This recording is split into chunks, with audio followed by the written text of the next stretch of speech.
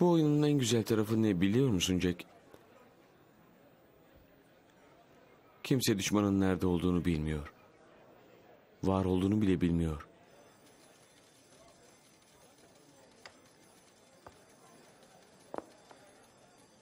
Çünkü o her kafanın içinde.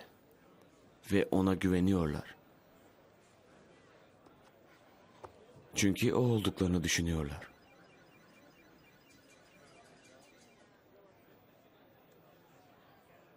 Rakibin ustalığını takdir etmek zorundasın. Şah. Bu oyunda çok iyisiniz Bay Green. Bunu biliyorum çünkü ben de bu oyunda iyiyim.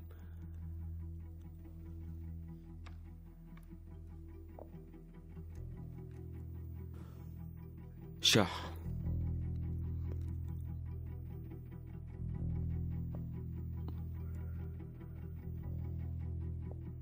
Şah.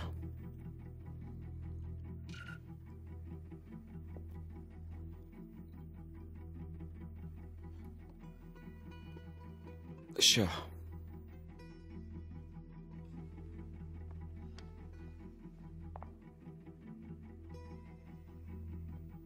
İşin sırrı sana yedirdiğim taşlarda. Onları aldıkça senin akıllı, benimse aptal olduğuma inanacaksın.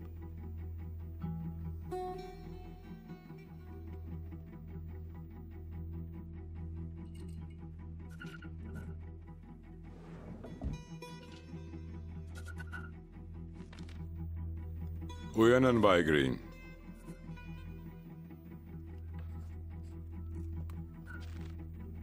Önünde duran şeyi görmüyorsun.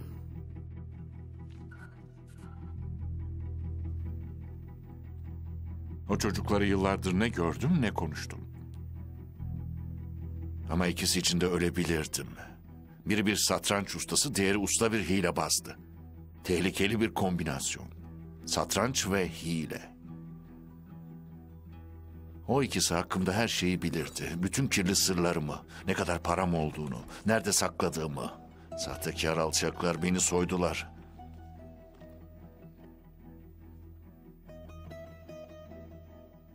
Ben satranç hamlelerini ve dolandırıcılıkla ilgili kavramları teorik astrofizik, matematiksel kuantum mekaniği gibi kitapların sayfalarına yazarken Uyanın Bay Green. oradan birlikte çıkacaktık. Yemin etmişlerdi. Bizimle geliyorsun Jack dediler. Seni de bizimle götürecektik Jake. Sen sadece ne kadar zor olacağını duymaya hazır değildin.